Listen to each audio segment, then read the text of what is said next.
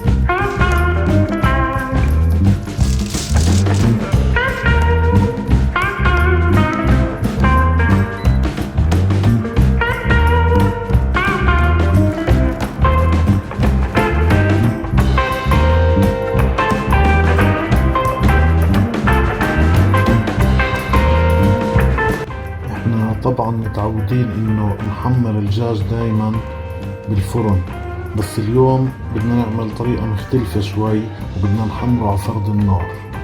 يلا نشوف سوا.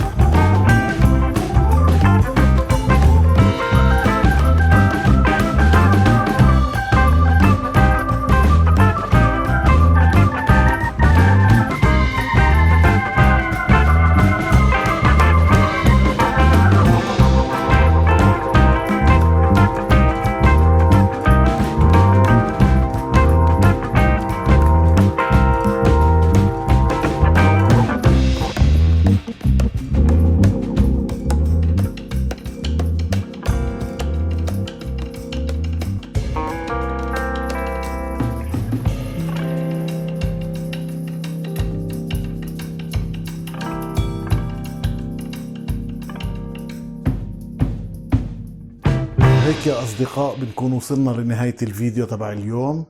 إن شاء الله تكونوا انبسطتوا فيه، وشكرا إنكم شفتوه للآخر.